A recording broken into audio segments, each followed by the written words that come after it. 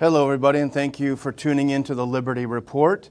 Dr. Paul is traveling for a few days this week, so we'll be doing a couple solo shows, but it's an opportunity for me to get some of the people that I really admire to join me and to bring you some good perspectives, some new perspectives on things that are in the news. And today I'm so thrilled to have an old friend, someone whose work I admire so much, and I read him religiously, and that's Jim Bovard. Jim, are you there with us?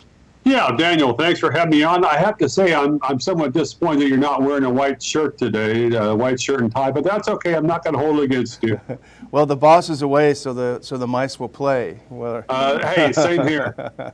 So, Jim, you've written a couple of great pieces on the whole Nunes memo, the House Intel Committee memo, the whole FISA thing.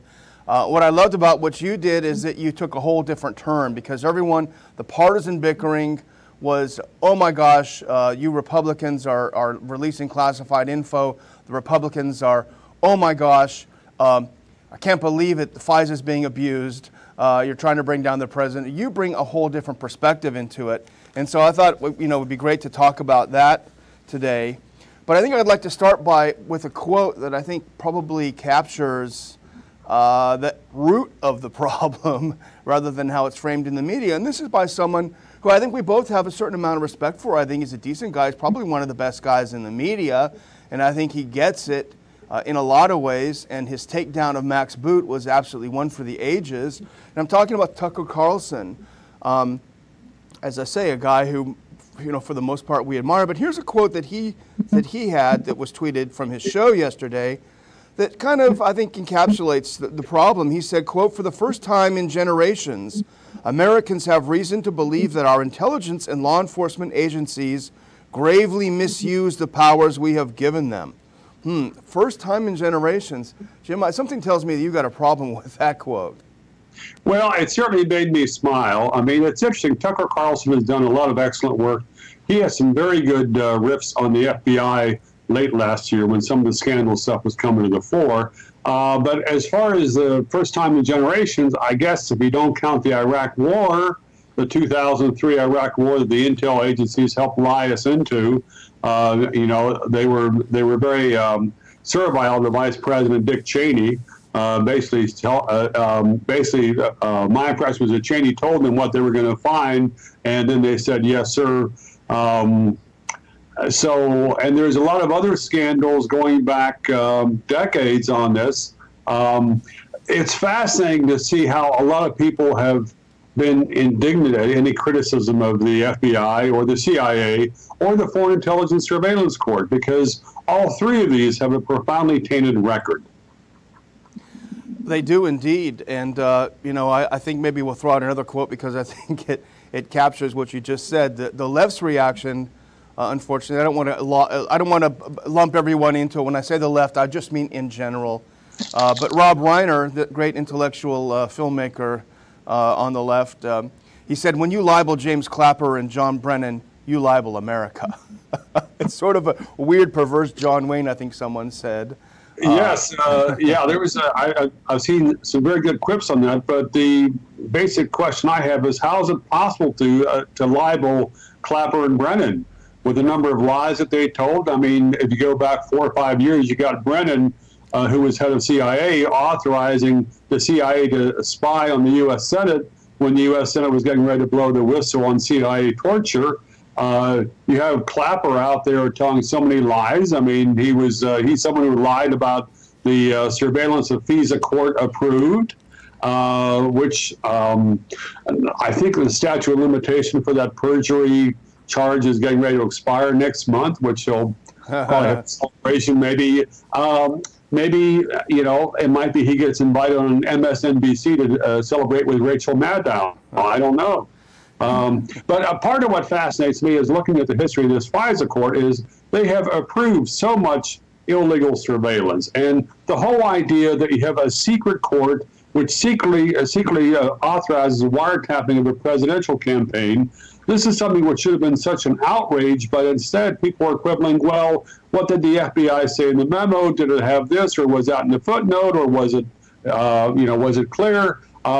I would be interested to see the transcript of the FISA court hearing that authorized wiretapping a presidential campaign, because these FISA judges have tended to be as servile as a day is long. It's a secret court, so they think that their kowtowing is not going to be exposed, but it should be. I mean, Americans deserve to know what the FBI told them, and even more importantly, we know Americans deserve to know what the FISA judges themselves said before they signed off on this surveillance warrant, which might have been what those two FBI agents who were having the affair, what they talked about having an insurance policy. Maybe this was it. So we really just saw the tip of the iceberg. But you know, you've written in these pieces, and you've written before about the creation of the FISA court system, you know, the history of it. Unfortunately, we have a tendency of believing that, you know, we wake up to, you know, a new world every day, and that's not necessarily the case. Can you take us back to when FISA was created? What was the purpose of it? What was it trying to address? What was happening in our country at the time that made them say, we need a new system? Was it to reform? Take us back to FISA's creation, if you can, Jim. Yeah, FISA was created in 1978. It was in response to the illegal wiretapping done by Nixon. The Supreme Court ruled in 1972 that the president did not have authority on his own to order wiretaps. This was one of those Supreme Court decisions that vanished after George W. Bush became president, and Bush did that on his own authority. But there were the investigations by the Church Committee, which showed that the FBI and CIA had done a vast amount of illegal surveillance of the American people. And so this FISA court was created as a way to avoid letting presidents and intelligence agencies choose who they're going to wiretap. There was a different standard set for this court to authorize a wiretap because it was targeted to foreign agents. So as I understand it, the court would have to find probable cause that someone is a foreign agent. And the reason that's a different standard is because the Fourth Amendment of the Bill of Rights prohibits warrantless, unreasonable searches of Americans. And that was what had been happening before the FISA court, and Congress and President Carter sought to prevent that from occurring again. So really it was an attempt at reform of a system gone haywire that created the opportunity for the system to go even more haywire, it sounds like. It almost reminds me of the War Powers Resolution. It was designed to prevent presidents from taking us into war on their own, and it turns around and it actually authorizes presidents to take us into war on their own without a congressional declaration. But all this aside, its strange birth aside, the typical Washington thing aside, how well did it work? Did it work well in the beginning, or we see abuses from the very beginning of the FISA? There were probably a fair number of abuses early on. We don't really know that much. I mean, it's a secret court, which with secret hearings, and we almost never see the transcripts of those cases. Things got a whole lot worse after 9/11 because George W. Bush, there was a quote that Jack Goldsmith, who was one of the top people in the Justice Department, Goldsmith said that David Addington, who was the top aide to Dick Cheney, David Addington said that the U.S. is only one bomb away from getting rid of that obnoxious court, the FISA court, because they wanted to reestablish that the president on his own authority had the right to order wiretaps of Americans. And that was not the law of the land. George W. did it anyhow after 9/11. The changes in the Patriot Act, which Ron Paul was one of only 3 Republicans to oppose, the changes in the Patriot Act made it much easier to do surveillance that wasn't really authorized under FISA. But what was much worse was the FISA judges rolled over for some of the Bush administration interpretations of the law and the Fourth Amendment that turned the federal surveillance into a dragnet against Americans. And then 4 years later, you got the New York Times blowing the whistle on how the NSA was wiretapping up to 500 people here in the U.S. without a warrant at a time, and surveilling millions of Americans' emails. And then people were saying, well, where's the FISA court? There was, at that point, it should have been obvious the FISA court was utterly unreliable as far as safeguarding Americans' rights and liberties. And don't they have a pretty good record of approving the requests for? Oh, it's amazing. Yeah, I mean, what happened, I mentioned the New York Times thing. A few months later, the USA Today exposed that the NSA was, sweeping up millions of Americans' phone records, calling records each day. And there was a big backlash after that USA Today piece. So what the Bush people did, the Bush Justice Department, those folks went to the FISA court and said, hey, we have a new interpretation of the Patriot Act. There is a clause in the Patriot Act which authorizes the FBI to ask for any records that are tied to a terrorism investigation. So the wizards in the Bush Justice Department decided that the telephone records of all Americans were tied to a terrorism investigation, basically treating all Americans like terror suspects. What did the FISA court say? Okay. Sounds good. Yeah. And it's like, for the love of goodness, if you can't stand up and say no there, then it's not really a court. It's just, I had a piece in the Hill yesterday where I said that the FISA court has a long record of heaving buckets of judicial hogwash to cover up the ravaging of Americans' privacy. And that's what they did in that decision with the roundup under the Patriot Act of all of our phone records. They have done that in other decisions. And it's interesting, this is a secret court. There have been a lot of Supreme Court decisions that define the Fourth Amendment. And some of them are bad, some of them are pretty good. But what the FISA court did was act as if the Fourth Amendment didn't really exist, and it also chose to ignore a lot of the Supreme Court decisions, which would have strictly limited the things FISA court approved.